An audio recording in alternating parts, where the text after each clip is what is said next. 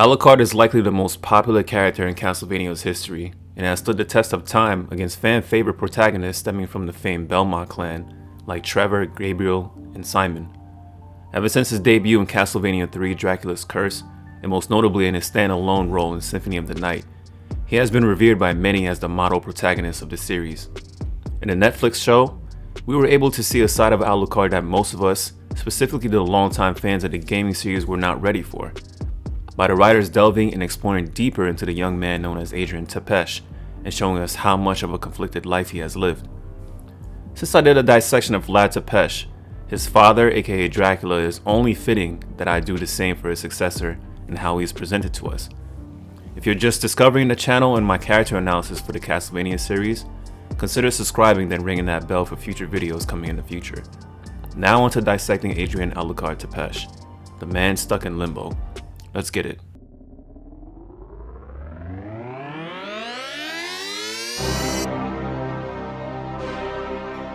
Yo. Alucard has always been portrayed as someone who embodies the best of both worlds. Being a descendant of man and vampire kind puts him at a great advantage when it comes to being an apex predator. A vampire impervious to the ultraviolet rays of solar radiation, while simultaneously a human as strong as the creature of the night, making him a Dhampir, a creature that is the result of a union between a vampire and a mortal human.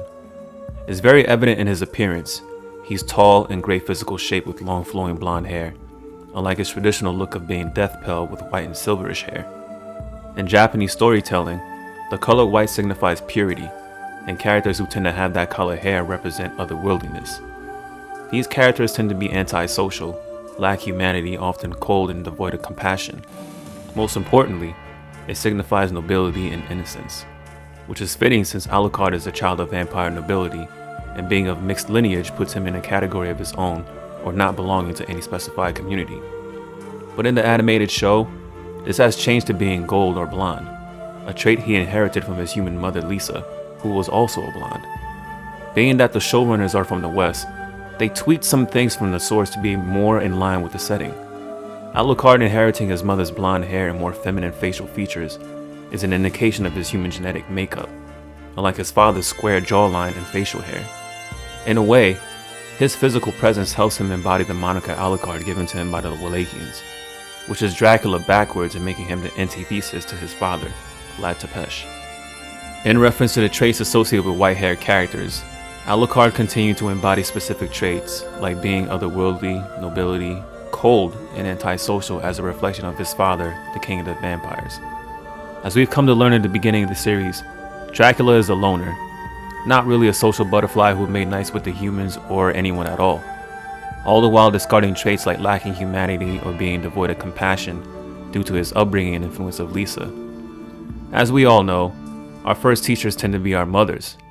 Lisa's compassion for helping those in need and humanitarian heart was passed on to her son, allowing Adrian to tap into his humanity following her murder by taking a neutral stance, sympathizing with his father's pain and grief while maintaining a level of understanding to not judge the whole by the actions of the few. And for that, almost losing his life at the hands of the man he likely grew up emulating to figure out his own identity. For as much as mothers are our first teachers, at the inception of self-awareness, children begin to form their identity by emulating the parent whose gender is identical to theirs. You can see it in his aura, how he presents himself as being above others, his tone when communicating. Here, don't you think? I think she's probably right where she's supposed to be. Being calm, direct, and sure of himself. His mood swings when dealt a blow he was not expecting. You could have told your defenses that. They are machines, nothing more. They were not intended to protect me from you. I asked you a question. Do you care? Lastly, his approach to conflict, taking on opponents as if he has nothing to fear. All of these traits likely emulated after years of watching and mimicking his father, Dracula, even almost to the point of being the second coming of him subconsciously through his mistreatment at the hands of two random humans he took in. While we have all these fantastic attributes of our favorite Dhampir witnessed through the series, let's talk about the other side. The parts of the series that were introduced which most of us were not expecting, and quite frankly a lot of us were put off by in the beginning. The side of him that the writers deliberately exploited to give him a fulfilling story arc and character development. which kind of exposed some of our hypocrisy when we say we love Alucard for his awesomeness as a slayer, but couldn't bear to see him during his time of drowning in sorrow, myself included. If you've watched my previous character analysis on Dracula, which I highly recommend you do, you realize that I praised the writers for giving Vlad Tepes the duality that he needed to shed the stereotype of being a one-dimensional villain and graduating to an antagonist with a sympathetic story. After re-examining the series, I definitely have the same feeling of gratitude towards the direction they went with his son in contrast. While duality was given to the father, there's a parallel direction for which the son was given, which was probably missing in the games. The emphasis of his life as a child of two worlds and how that factor has affected his emotions, experiences, and development, giving a sense of polarity to Alucard when trying to figure out who he is and who he should be in this complex world of Castlevania. Let's explore further. It's no secret by now, Adrian Tepes, known as the Alucard, was born of a vampire and a human, making him in a way biracial. And like those in our own species born of two subracial categories, the early years of figuring out who they are and to which community they belong to can be a lifetime quest. Being an only child growing up in a vampire castle, he likely didn't have friends or was never in an area that had other children to have as playmates. One can imagine how tough it would be growing up mortal, yet possessing supernatural gifts that would make you stand out like a sore thumb, and then be ostracized for your natural abilities you lack the knowledge to explain. The amount of accidents and explanations your parents would have to fabricate in order to keep their secret from getting out. Why you're so fast, so strong, and have sharp fangs like a beast. Why your father is so damn tall, stays scooped up in a huge eerie castle, and only your mother is ever present during the day. So naturally, I presume his childhood and development years were spent mainly living in a castle and away from humans, until he became of age to be able to understand his abilities and finally be able to handle himself when it comes to danger. It's likely that Alucard didn't make human contact until his late teenage years, probably near the time his mother started to live in Limbo again, maybe around the age of 18. Given the fact that he is around 20 years old at his second introduction of the show, assuming he was seated in his mother's belly the same year of his parents' meeting in the summer of 1455, up until the date of his mother's passing in 1475 was a span of 20 years. Given that human pregnancy takes 9 months, he would probably be born in 1456, which would make him 19 at the time of his mother's passing and confronting his father. Adding the extra year he took to recover from the near-fatal wounds inflicted by his father, and then waking up from his slumber to meet Trevor and Cypher in 1476. Yet even though he is mortal, being of vampire lineage as well, he is yet to mature into adulthood, and likely has the ability to live maybe 2 to 3 times the lifespan of a regular human being. Evident by how Cypher deduced his personality once the band of 3 started to get to know one another in the Belmont ancestral grounds, stating that he is an angry teenager in an adult's body, after Alucard reveals to her, I aged very quickly. That may explain something. What? Perhaps you're just an angry teenager in an adult's body. being young, with a loving mother and a father who nearly has infinite amount of resources at his disposal, you can see why he turned out the way he did. When you're young, curiosity is at its peak to be able to be a sponge for whatever knowledge presented. Being at an amateur age for a vampire, and a human who physically grew up fast likely afforded him many advantages. You can see this through his vast intellect, fighting, magical, and supernatural abilities. Being the son of Dracula, king of the vampires, means he had access to a wide range of knowledge lost throughout the ages. Vast libraries filled with documents and texts on various subjects, vaults filled with unique technology, large amounts of rare minerals and resources at his disposal. Possessing an adult form early on would likely mean he was able to experiment more dangerously to create unique pieces of equipment like his weapons and armor. Learn spells like shape-shifting and be able to levitate, or enchanting his sword to act upon his will. Most important, learning all different forms of combat like fencing or even gladiatorial arts, scrolls or books on art forms like calligraphy, and mastering vampiric forms of combat by sparring with his father. Once he was done with all that, I believe this probably afforded him the approval from his parents, specifically his mother Lisa, to travel the world to learn about humans like previously suggested to Dracula. Being half human and being able to walk out into the sun would likely give him more advantages when traveling like a man and interacting with the local populace. Realizing this, I believe this may be the reason why he was not present when his mother was taken by the bishop and the clergy. Learning of this news late through word of mouth and rushing back home, knowing damn well that his father's temperament will get the best of him, which he was proven right. Due to his travels, charismatic and compassionate nature inherited from Lisa was able to seek refuge among his mother's people, who named him Alucard, and build his own private keep under the state of aggression, undisturbed to heal his wounds for over a year. All the while being a superior specimen, being vastly intelligent and well-traveled, like stated before, he is nowhere near mature, choosing to trade wits with Trevor's wisecracking. That was rhetorical.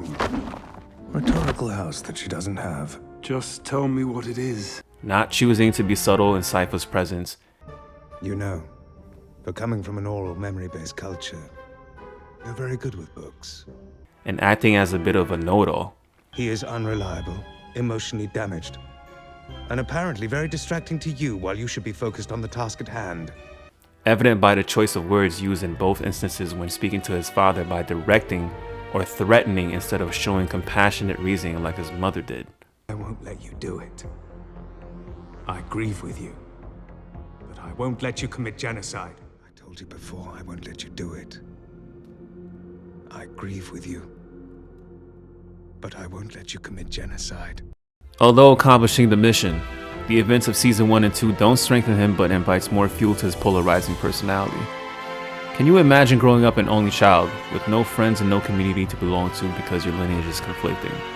And when you start to find yourself as an individual, you lose both your parents, two individuals who knew and understood you completely within 1 year. Emotional damage! From the very beginning, putting on a facade of cold, strong resolve in order to mask his grief.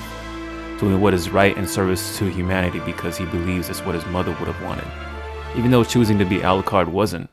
Alucard, they called me. The opposite of you.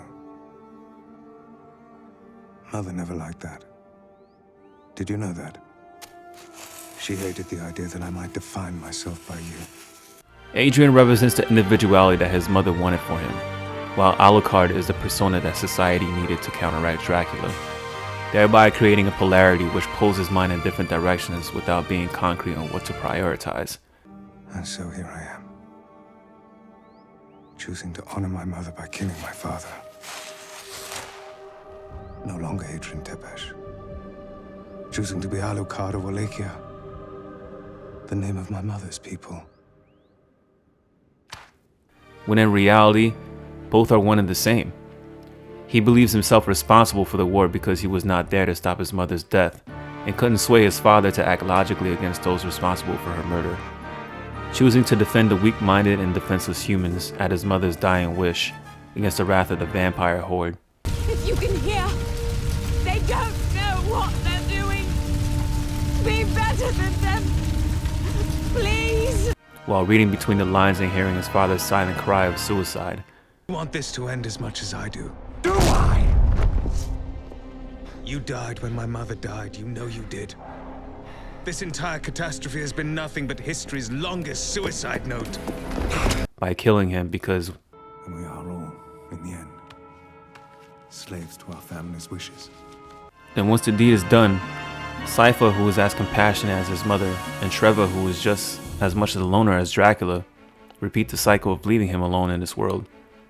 So in the silence of self-reflection, when no one is around, it all comes crashing down and he must learn to get back up, which he was on the road to until Sumi and Taka showed up. Just as quickly as he was willing to let Trevor and Cypher leave, he takes these two young aspiring hunters, falling back into the habit of codependency. Alucard isn't good at being alone because he needs direction. Think about it. Every instance in his life has always been driven by what others put onto him. Tries to stop his father because of his mother's words. Took the alias of Alucard because people needed him to counter Dracula.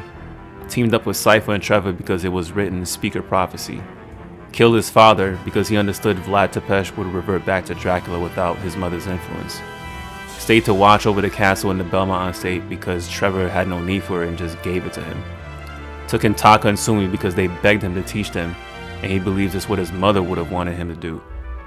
He's been sheltered for so long by his parents that he can't keep friends nor lead others successfully. He's very good at being a shield, very willing to aid others at his own peril, but not focused enough to prioritize what he wants and needs. So ready and willing to give everything just to have company. We need a friend. Alucard. Even when he is the instructor, his trainees end up giving him direction and he willingly caves in. I mean, they literally are playing him to get what they want and he's just keeping them around to not be alone. Both just been eaten by vampires. No. We captured him and made him our slave. Make lunch now. But I do like that you've remembered how to still be human. This human could eat lunch too. All right. Fine. Even during the night where they come to reward him for his efforts as a way to take everything away from him, he still tries to plead with them to be in their good graces, leading to the result of having to kill them and spiral down another rabbit hole that would have him follow in his father's footsteps. Emotional damage! Alucard is slowly reverting back to Dracula, staking anything that tries to attack his layout on a stake, wearing his coat like his father's cape, barely showering, getting drunk all the time, and not maintaining the grounds.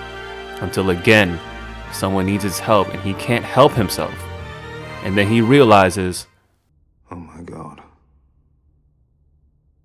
I'm turning into Belmont. and off he goes to save the day again. Then there was Greta, and she hit him with this. I don't know you. You've been 20-odd miles away for months. You creep around the forest, you've got bodies on stakes outside your weird castle, you're obviously half vampire and you stink of wine, and you appear to me to be at least half crazy. But you were the only possible advantage I could think of. I don't need to be impressed by low-key swagger. I need you to commit to saving these people. Because my life isn't worth living if I can't save theirs. Greta was something new. Greta was straightforward. Greta clapped back. And I want to hear from you. I'll throw a coin in your begging bowl. Greta held her own. Greta was direction. Look at them die! I know you're all tired and scared, but they're just bloody animals! Kill the bastards! Greta is the counterbalance. I mean, she summed them up right here for us. It's ugly. And it's sad. And it's cold. Bad things happen here. That's my childhood home you're talking about. Well, that explains a lot. She brings comfort. She brings community. She brings order and clarity and helps turn his childhood home into an actual home. When Dracula's minions attacked, there was a united front defending their new home, and look here. She saves him instead of allowing him to sacrifice himself. As the raid goes on, as the castle seems to get overwhelmed and the end seems to be near, the trio is reunited and Alucard is back on tip-top form. After defeating the hordes of the night and Trevor sacrifices himself to stop death, Sypha is lost. Something miraculous happens while trading wits with Greta. Alucard has accepted that he is unique. I'm not. Human, I mean. Not completely. When Sypha refuses to stay, Alucard actually makes a decision and says what he means and tells her to stay. But then a miracle happens. Trevor returns and they talked, and Alucard admits, I'm weirdly happy. Alucard is a man born blessed with favorable outcomes, yet torn with internal conflict. Being born of two worlds that are in constant friction, his mother Lisa of the human world, and Vlad Dracula Tepesh of the vampires. Conditioned to take his mother's way of selflessness in service to man, while instinctually taking on the luck of his father, constantly fighting himself in the middle of turmoil, then left to be alone after. Creating a sense of polarity, being pulled in many directions during his endeavors without focus, and seeking outside validation. Adrian Tepesh tried to discard his nature by becoming Alucard for the sake of others, while Alucard found himself sympathizing with his origins and the essence of Dracula. But once he found a counterbalance in genuine friendship, community, and budding love, it gave way to self-acceptance, leading Adrian Tepesh and Alucard understanding they are two wings on the same bird, soaring higher into a new plane of existence. That is my analysis of the fan favorite Alucard and Netflix series. I have to admit, during my first run watching the series in full, I was a bit annoyed with how Alucard was portrayed, but watching again and doing a deep dive, I began to fully understand his plight and grief. In a sense, I actually feel truly sorry for him, while happy that he got the happy ending that he deserved at the end of season 4. How do you all feel about Alucard in the Netflix series? Did you feel this was a good portrayal of him? Did you feel he was too moody, or was this the right amount of confusion for you? Let me know in the comments how you feel, and if you have any suggestions for future analysis, don't hesitate to shoot. I also want to thank all of you from the bottom of my heart for helping me reach and surpassing the first goal of 1,000 subs.